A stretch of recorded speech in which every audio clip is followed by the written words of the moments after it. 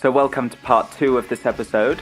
If you haven't listened to part 1 already, I recommend that you go back and listen to that first, as it's a good intro to this. Hope you enjoy. Thanks for listening.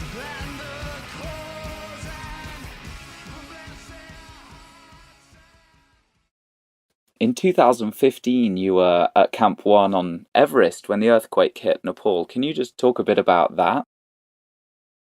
Yeah, I'd always, as a young climber, even before I got even serious about climbing, I would read these books about Everest climbers and say, "Wow, isn't that cool? These guys go off to climb Mount Everest. I wonder how they do that. I wonder how you can make that happen." And it was just a distant dream for me as a young man.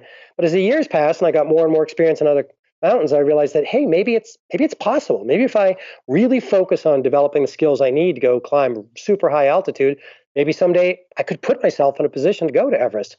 So I started doing that. I started going on ever higher expeditions, and I went to climb the sixth highest peak, like you said in the intro, called Choyu in Tibet.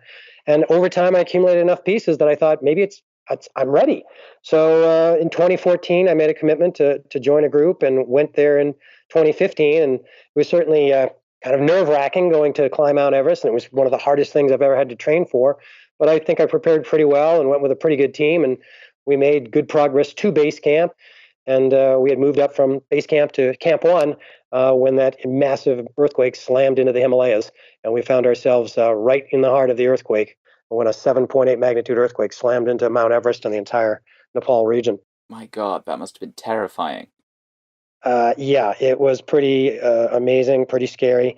I'm a geologist by profession. I worked as a geologist for about 20 years, so I understand that the Himalayas are growing because continents are colliding into each other and lifting the mountain range up. That's what's made Everest the tallest over time. So I got that intellectually, but to be there when the continents shift and the mountains shake and avalanches are rumbling down off every surrounding peak, it was quite a different experience to feel it as opposed to just imagine it intellectually. And we had massive earth shaking and avalanches going on around us. We were camped on a glacier at about 19,900 feet, just about 6,000 meters. And when the waves of the earthquake hit, it was just rising up the entire Khumbu Glacier. This chunk of ice 10 miles long and a mile wide was just rising up about 8 inches and then sinking back down. And being in our tent was like being in a life raft floating on the ocean as waves would carry you up and drop you back down. And when that was going on, there were avalanches roaring down literally thousands of vertical feet from both sides heading towards our tent. So we were absolutely in the heart of it, and it was absolutely terrifying. I'm sure. And so what happened after that? So you were sort of waiting to see if you were going to get engulfed in the avalanche, and then that didn't happen, fortunately. Then what happened? What was the aftermath like? Yeah, we had the avalanches roar at us, but they didn't actually overwhelm us at Camp 1. So us and the other, 90 or 100 climbers at Camp 1 were all safe. Nobody was buried or injured, and nobody was buried or injured up at Camp 2 above us either, which was a miracle. And we called down to base camp eventually once things calmed down a bit. And sadly, they had had an avalanche, but their avalanches were not just powdered snow like ours. Theirs were contained of rocks, lots and lots of rocks that had come down and ripped through base camp. And what has been documented through other things on the media and reports, of course, a big wave of air and rocks blasted through base camp and sadly wounded about 70 people and killed about 19 to 20 people. And it was a disaster down there. And we were stuck at Camp 1. We couldn't get down right away because our route back through the jumbled ice blocks of the Khumbu Icefall had been wrecked. So we were trapped for about a day and a half, almost 2 days. And eventually we were able to use some helicopters and get down off the mountain back to base camp, where we started trying to help out, clean up the base camp a little bit, and help get the wounded people out. The most seriously wounded had been evacuated already, but there were still some other wounded people and wrecked things around. So it slowly dawned on us. It wasn't just us at Camp 1. It was all of Everest, and it wasn't just Everest. It was the whole Khumbu Valley, and of course, all of Nepal and neighboring countries as well, India and Bhutan. So over the course of days, as we got more news from the outside world, we learned how devastating the damage was and how far it had gone. And that's when we realized, of course, that climbing Everest was absolutely unimportant at that point. We were just trying to help our fellow climbers. And then when we got down off the mountain, help the villages nearby. So we disassembled some houses and helped people save the materials and passed the hat to raise some money. And then eventually came a time to go home. And the Everest trip was over and we were all back in our home countries. And a lot of my teammates, including myself, we started doing fundraisers, all kinds of fundraisers to raise money for Nepal because they had an incredible amount of damage. And sadly, they lost almost 9,000 people and had like 50,000 schools cave in. So we all started doing fundraising to try and help Nepal get back on its feet.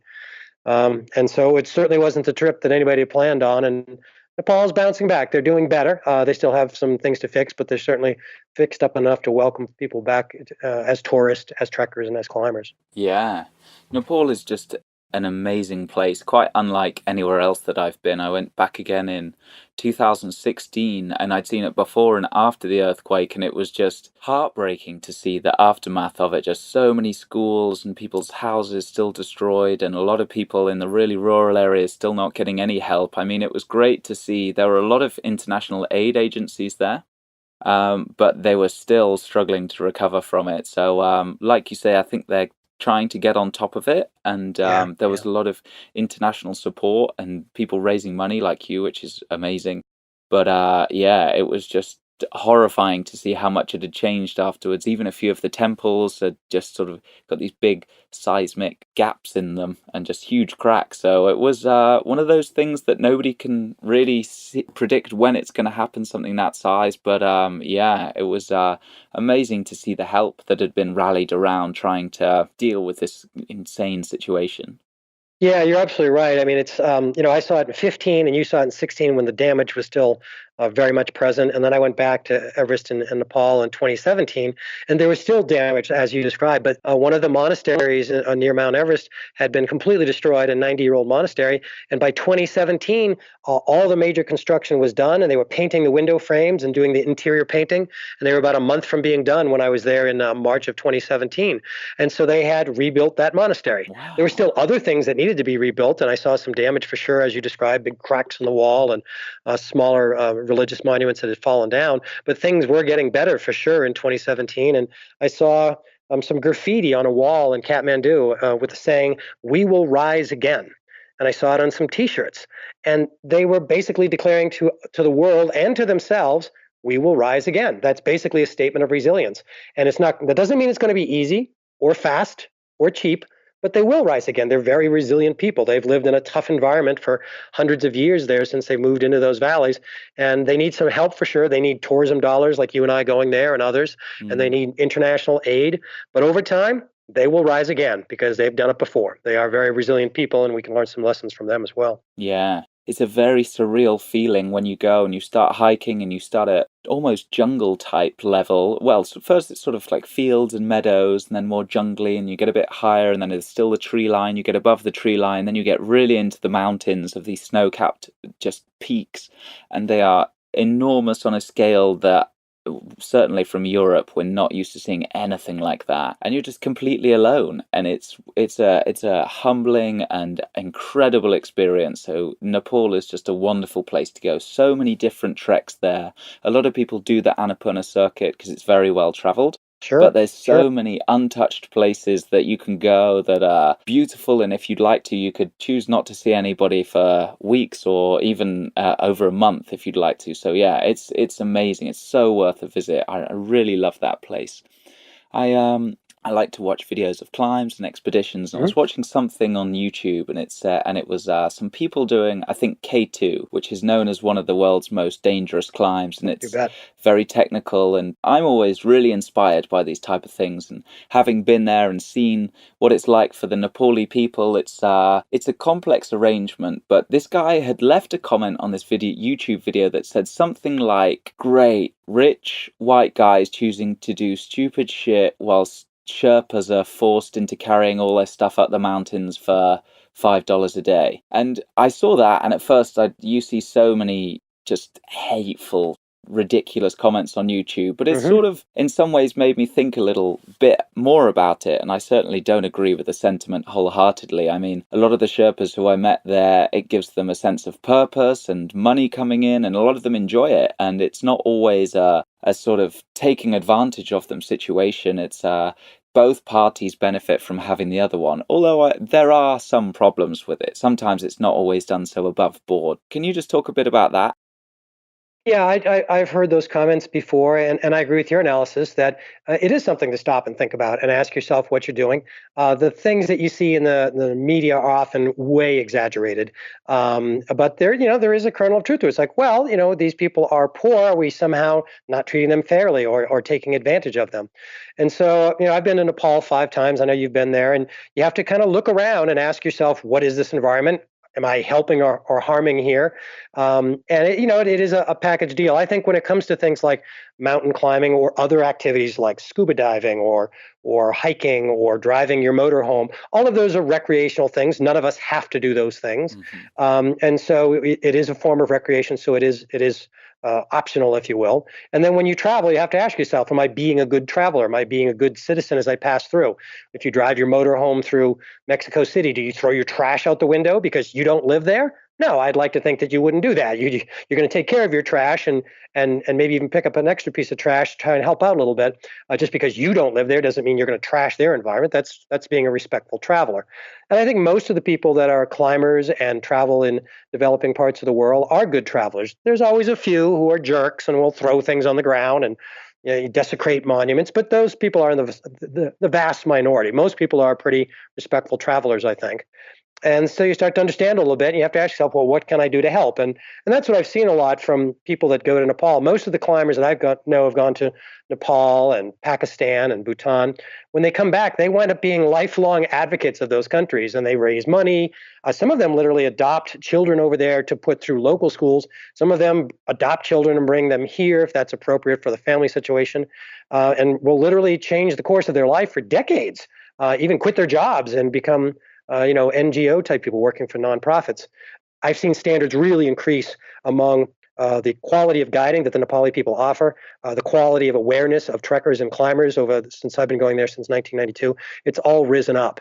So, these things you see in the newspaper that, oh, it's all pure egos and they throw their trash in the ground and they don't give a crap about the local people. And that's not been my experience at all. There's, Hmm. probably 2% or 5% of people are jerks everywhere you go. And no matter what group we're talking about, there's always a few jerks, but the vast majority are not like that at all. So I think you need to look at the group as a whole, and we all need to try and be the best travelers and have companions as we can with others on this planet as we move forward. Absolutely. Yeah, definitely. Really seeing people, how they live and eating with them and seeing in some ways how much help they do need and what real poverty looks like, not poverty in an Anglo country, Hmm. and lack of resources and people lacking healthcare, and it's almost impossible for you to come back not wanting to try and help in some ways and being a real lifelong advocate, like you say. So I think it's such a powerful experience to actually go there, because seeing it on the TV is certainly very different to going there, seeing, hearing, touching, being immersed in the environment. It's incredibly powerful, and yeah, I think can be done right, exactly like you say. Agreed. But just moving on from there, so you've had these incredible experiences and reflected and learned a lot from that, and now people love to hear your story and what you've learned. So public speaking has been becoming a big part of what you've been doing now. So you've been hired to speak at places like National Geographic and the US Army and UPS. And can you tell us about your journey through public speaking from, you said you were trained as a geologist, and it's a world away from that.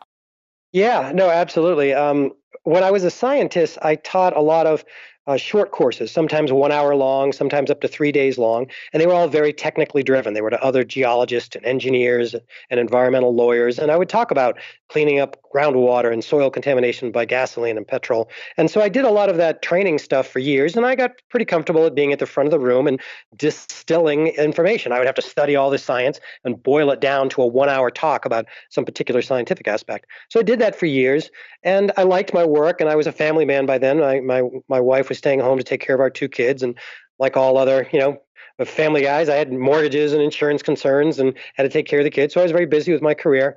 But I had this real sense that I needed to share what happened on Rainier, to honor Mike and to share with people what I had learned. And I hadn't even quite distilled what I had learned yet, but it just felt important. Like I should try and be sharing important lessons and honor what Mike did. And so that kind of just rang around my head constantly for more than a decade. And the years went by, and then finally somebody said to me, "Hey, Jim, we're having this science conference," and I was there giving a science talk. And they said, "At lunch, can you give us a fun non-science talk. And didn't you just go climbing somewhere? And I said, yeah, I co-led an expedition of college students to go climbing in Bolivia. And they said, hey, that's great. Nobody's ever been to Bolivia in our group. Tell us about Bolivia and tell us about your climbing, adventure. So I did, and towards the end of it, I started working in just a little bit about what happened to Mike and I on Rainier and some of the things that I learned. And the audience was kind of stunned. A bunch of my science friends came up to me and said, wow, Jim, you should stop doing science. You should start sharing that story and distilling those lessons in more words or less is what they said. And at first I was insulted. I said, hey, I thought you guys liked my science talks. I thought you admired my science work. And they're like, yeah, you're a good scientist, but other people can do this. You should be doing that adventure lessons thing. And I went, wow, they're kind of kicking me out of the nest, right? I mean, they're saying, you're good at this, but you should go somewhere else and do something else. And that really gave me some food for thought. And that I realized, well, if I can do that, maybe I can start sharing the lessons that I've learned, not only from Rainier, but from other climbing experiences, and help people deal with their challenges, with their crevasses in life. And it took a long time. It was not easy. I mean, I was a very busy dad and sole breadwinner for my family. So I had to figure out how to become a speaker. I don't particularly like the word motivational speaker because I think that's a little bit too much rah, but it's more about sharing lessons and inspiring others to tackle their challenges. So I like inspirational speaker better, but that's just a label. But it took me a while to figure out how to be that kind of a speaker, which was very different than what I'd done. So it took me the better part of 4 years to even start doing it with a lot of training classes and a lot of practice. And then eventually I got to the point where I was getting more intrigued by it. And I realized this is my mission in life, is to share what I've learned from these adventures. Because going on these adventures is fun for me, but I'm not conquering new worlds. I'm not learning new medical science that's going to save any lives. And so the question is, what value is in these adventures for other people? And so that's what I started distilling, was not so much blow by blow what happened with every climb, but what was the lesson from the climb? So you went to Bolivia, you had these teamwork challenges. What can I share with you that'll help you with your teamwork challenges at work or in your personal life? So that's what I started doing, was distilling out those lessons. And that's how I became a full-time speaker about 12 years ago. And it's taken over my life so much that I left my career in science. I loved science, did it my whole life, but I walked away from my science career so that I could share the lessons through writing and speaking. And you are really good at public speaking. And you said you've done some training sort of seminars. Did you find anything or a resource that you thought was particularly good, or did you just piece together a few from here and there and take what worked for you? I came from several sources. I first started buying uh, uh, training tapes, and I mean tapes. They were cassette tapes, old cassette tapes on how to be a motivational speaker and how to give a keynote presentation. And a keynote presentation is short, like 60 minutes or so. We've probably all seen them at business conferences. That's far different than a 3-day technical training class on how to clean up gasoline spills. So I really had to retool myself. And then eventually I joined the National Speakers Association, which is an association of professional speakers.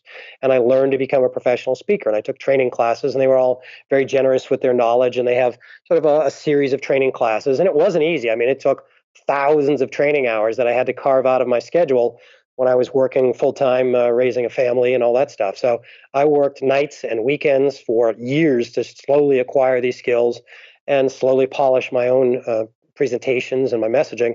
And it causes you to do a lot of self-reflection too. You're asking yourself, well, what is it that I want to speak about?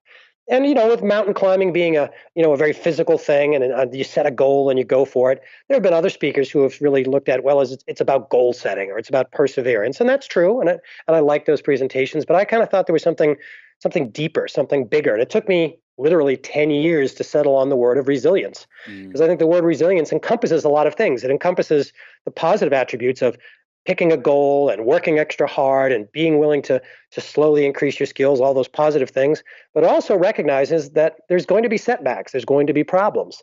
And then the question is, what are you going to do when those setbacks happen? When the dream doesn't come true?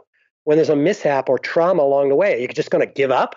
Are you going to call it quits and go home and hide in your bedroom for the rest of your life? No, you have to take a look at that situation and distill out the lesson, dust yourself off, and carry that lesson with you to the next challenge, to the next opportunity. And so that's why I eventually settled upon distilling resilience lessons. And that's what I share in my speaking and in my writing. Love it. And through all your experience of public speaking, what are a couple of the things that you think are the most important in order to deliver a very good public speech? The number one thing is it's a caution to the speaker. It's not about you, it's about them, the audience. It's not about you, it's about them. So it's not me getting up there and telling climbing stories and saying, look at this really tall mountain. Me and my friends were really brave and cool and great climbers and we scaled it. Yay for me. Nobody wants to hear that. That's all egotistical stuff. And frankly, they're not interested in that in me. They're interested in themselves and their challenges and their opportunities and problems. We're all a little bit egocentric, including myself. And so, since it's not about me, it's about them, what is it from my experience that they can benefit from? So as a result, I don't get up there and give you a blow by blow description of my entire 66 days of climbing Mount Everest in 2017 and reaching the summit in this big glorious summit moment. That's nice that we succeeded, but the real important thing is what are the lessons that they can use? What are the tidbits that they can apply to either overcome a challenge or set themselves a higher goal or perhaps recover from some traumatic setbacks, the crevasses in their life, the earthquakes in their life. So that's really what you always have to remember is what's in it for them and then to craft the talk to get that message out to them. And it causes you to do self-reflection. What are the lessons? Can you describe them succinctly? And then can you put it in a compelling presentation, whether it's a keynote or a half-day leadership workshop that I do for leadership and teamwork things, or a book that you write? How can you make it a compelling story? It will be entertaining, but also provide them benefits to help them with their life. And that's really the point of all good storytelling and all sharing, I think. And so, how did you learn the skill of writing? There were two steps. While I was spending all those years doing science and starting to become a speaker, I was also taking writing classes, dozens and dozens of writing classes, and reading as a writer and working on my own skills. And I wrote, I don't know, about a third of a book about what happened to Mike and I on Rainier. And it was good, but it was too much in the science vein because, as you said, my science skills were not appropriate for nonfiction, autobiography, or more likely a memoir. And so it was good, but not quite there. And I couldn't quite get it done because I was so busy being a dad and a geologist and trying to become a speaker. And so then I got fortunate and I crossed paths with my co-author, Kevin Vaughn. He was a great writer for a newspaper here, was a finalist for a Pulitzer Prize once. And he actually did a long series of articles about me for his newspaper, the Rocky Mountain News, along about 2008. And in the process of telling Kevin what happened to Mike and I so that Kevin could write his articles in the paper, I shared a lot of the story with him, and we spent months and months of time together, and we formed this pretty close connected network. And so literally when his long project, which was it was 5 days of newspaper, 8 pages per day, so 40 pages of newspaper in 1 week. He and his editor dedicated to telling the story of what happened to Mike and I on Mount Rainier. When that finally published, I said, "Hey, Kevin, I've been working on this book for a long time, and it's okay, but I can't get it done, and I need some help. What do you say we partner together on this thing?" And he said, "Deal." We shook hands. It was about a 1 minute conversation because we realized that together we'd be better than just one of us. And it's just like any good partnership in life. We formed a partnership and we worked really hard and we offset each other's skills. And it was a long, hard journey. But several years later, we had co-authored the book, The Ledge, and got it published. And it's been a positive journey since then. And on your writing courses that you took, was there one that you thought was particularly good? Oh, I can't single one out. I mean, I literally took dozens and dozens, and Okay. it's almost like to being a good writer, there's probably 100 or maybe 1,000 minor skills, and you'll never get them from one course. So I think it requires many classes, many different types of teachers, many attempts and failures and semi-successes on your own to start to find your own style and fix your own errors and learn to work with editors and learn to work with a co-author. It's a long journey. I mean, that was almost a decade-long training process in itself. So no single skill. Just realize it's a long journey to be a good writer as well. And you got to have again, that big vision in the distance and the willingness to do the hard work now and overcome those setbacks. And if you stick with it long enough, as you said earlier, you can get pretty good at something if you keep working on your skills. Yeah. And would you recommend the co-author relationship? Because there are so many adventure-based books out there, and being a great adventurer or whatever it is that you're doing is one specific skill. Talking about it is very different, but writing it is really something very difficult, I think, to write a good book. And a lot of adventure books get it wrong. They sort of just they forget the way that we work as humans is we need to have stories, and stories work in a certain way, and it's not just we Mm-hmm. did this and then we did this. And even if you've done something really amazing, writing a whole book about it, you have to be a good writer for it to work well. And that's like I say, a very different skill. So do you think the co-author relationship is something that more people should investigate? I think so because I agree with you that there are some amazing stories, and some have been told very well, and some have been told not so well, and could have benefited from whether it's a ghostwriter or a named co-author. And the ledge was written by myself and Kevin Vaughn, and we're 50-50 in that. Literally, I wrote half the book, and he wrote half the book, and we edit each other's work like crazy. And that's where I think the teamwork makes it better than any one person could do either, because you're offsetting each other's strengths and weaknesses. Mm. So yeah, I think probably some people could benefit by either better developing their writing skills for years, perhaps, or decades, depending on who you are, or getting a co author. And a good editor can help as well. So you've got to have somebody else for sure, whether it's an actual named author partner or a great editor. And you've got to be willing to put your ego aside. And when your editor or your co author says, that's really interesting side story about you, on the beach in Mexico, Jim. But it has nothing to do with Mount Rainier or Mount Everest. So you have to take this great story and throw it in the trash, Jim. And you kind of have to sniff a little tear and wave goodbye to that story that took you 40 hours to write, but admit that your partner's right. We have to stick to the main story and tell it in a compelling way and make it valuable and meaningful for the reader or for the listener. So it takes letting go of the ego and, once again, keeping the reader or the listener in mind. And what do you think about self-publishing? So in some ways it's a wonderful avenue to get people who just can't seem to get published or don't want to work with a publisher out there, but it was sort of the litmus test before. If you can get published, then your book's probably good enough to be published. Where do you stand on that? Self-publishing or independent publishing has improved a lot over the last 10 or 15 years, both with the options for doing it, what kind of printers, the quality of the books they make, the quality of the covers, and the quality of the writing. Because people realize you can't just write it down in a month, slap two covers on it, and put it out there, because it's not good enough to sell. It's not valuable enough for people to spend their money and 20 hours of time reading your book. So I think self-publishing and independent publishing has really raised its standards a lot in the last 10 or 15 years. But like I just said, even for authors with the big agents and big publishing houses behind them, you still have to get somebody who's going to help you a lot. A good, content editor, a good copy editor, a good, artist to do good cover work, a good book cover, all that stuff, a good layout. You need partners. Nobody can develop all those skills themselves. So if somebody said, I wrote my book, but I've got 7 other people on my team and I'm going to self-publish or independent publish, I think that's great. That's good. Those 7 people will make you into a better author and thus a better product. But if you say, I'm going to write it, print it, publish it, stamp it, and sell it myself, you had to better have a really broad skill set, or I'm a little concerned that maybe you're not thinking clearly enough. You need to get some help, because all of us are stronger together than you would be by yourself. Yeah, absolutely. So other than climbing, what do you do for fun? Other outdoor activities. I ski with my family. I run some races just to stay fit.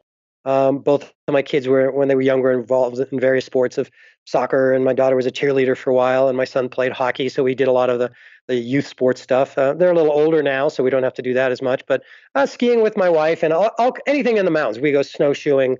We go hiking. I take my dog out on hikes and runs nearby. So any outdoor activity, because I think being out in the sun kind of cleans the brain out a little bit and gets us away from all the internet and the cell phones and that kind of stuff. And just the sunshine and the exercise is good for you. So anything outdoors. And on a rare occasion, I've been known to sit on the beach with an umbrella drink, but that's usually not for very long. Yeah, that's fun for a couple of days, and then you get itchy feet and want to do something again. Exactly.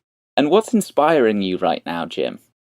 Well, as time goes on, really digging deeper and deeper into the questions we've been discussing about, where does resilience come from, and is it innate or can it be learned? And if it can be learned, how can it be learned? And uh, digging deeper into that and sharing that in my presentations and in my writings is really one of my primary callings right now, because I was lucky enough to reach the summit of Everest in 2017 with my Sherpa partners and my other climbing partners. So I kind of met a lot of my big goals. And so I'm asking myself, how can I, once again, distill that and put it out there so other people can benefit? So I'm thinking along the lines of, I'm getting a little older. I'm 55 years old. What's going to be my legacy? How can I help other people reach their dreams and overcome their challenges and reach their goals? So I'm thinking even deeper about, how do you pass on resilience to others? Hmm. And that's starting to come out in my presentations and my writing. And I'm knuckling down to start writing up those adventures of surviving the Everest earthquake and summiting and what I learned along the way. So kind of rolling up my sleeves again to dig even deeper into what I've learned and how I can share it in my speaking and in my writing. So that's what's driving me these days. Amazing. Well, a huge congratulations to Summit Everest after so many setbacks, and yeah, it's amazing to hear your story that you finally went in 2017, and even at 54, still managed to get up there is really an incredible accomplishment. So yeah, Oh, amazingly well thanks. done. Yeah, Good. yeah, it's an incredible experience that people who'd had a lot easier ride than you should still deserve a lot of respect for. So yeah, it's an amazing thing to do. And just a couple of closing questions, Jim. So, other than your parents, who are some of your heroes or people you look to for inspiration? Come from a couple sources. My parents, like you said, my climbing partner Mike. I still think about him a lot, and I ask myself what he would be doing in this situation. So I think about Mike and my current climbing partners. They back me up. They teach me things, and there's a whole slew of them over the years. Also just reading and hearing other people's stories. I love hearing about people who have overcome all kinds of difficulties. It doesn't have to be climbing. So seeing videos on the internet and listening to podcasts like yours, all the diverse backgrounds people have. So I'm always looking for people that have overcome a challenge, learned something from it, and can pass that on. And so I'm not sure I could really name particular individuals, but just always looking for those inspirational stories, whether it's a personal event or an adventure theme, because you can always just pick up one little tidbit. I think you carry that little tidbit in your heart or in your head, and you go, "Yeah, that's something to remember. I got to hang on to that." So I'm just always looking for those kind of inspirational stories. Yeah, amazing. They certainly keep you hungry and fresh and give you a new perspective on age-old themes. And I normally ask at this point, do you think heroes are born or made? But I think we've sort of touched on that part of it is innate, but probably even more is the nurture and the experiences that you had. So yeah, I think we've got a good grasp on that. So thank you so Great. much for coming on the show, Jim. It's been amazing. Where can people find out a bit more about you and read a bit more about your story if they want to? Yeah, you bet. I've got a web page, of course, www.speakingofadventure.com, because I speak of adventure. And on there, they can see videos of some from the I Shouldn't Be Alive TV show I was on. They can follow along and get a copy of the book, The Ledge.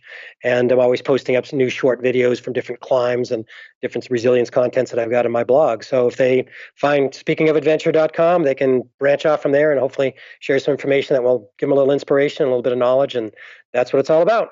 Amazing, great stuff. And you're on social media too? Yep, Facebook, Instagram. Usually, variances on the exact phrase, but usually Climber Jim. That's where they can find me on Facebook and Twitter and Instagram. Climber Jim and variations of that. I share just fun adventure stories, but also little lessons along the way, and love to stay in touch with other people that are doing interesting things. Great stuff. Amazing. So, Jim, thank you so much for coming on the show. Really appreciate it. It was a lot of fun. Thanks for inviting me. Great stuff. Thank you. And listeners, thank you all for tuning in. Really appreciate it. And until next time, goodbye. There we have it. I hope you enjoyed this one. If you did, spread the love and share it with anyone you think would also benefit from it by sharing it on Facebook or Twitter with the hashtag #WeNeedMoreHeroes. Connect with me on Facebook and Instagram at We Need More Heroes and just more_heroes on Twitter.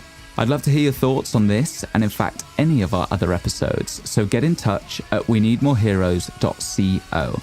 Thanks so much for tuning in and sharing the love. And thank you again to today's sponsors, Cotswolds Outdoor, Cross Bikes, Garmin and Cumulus for making this show happen. You've heard the magic, now do something with it and be the hero in your own story.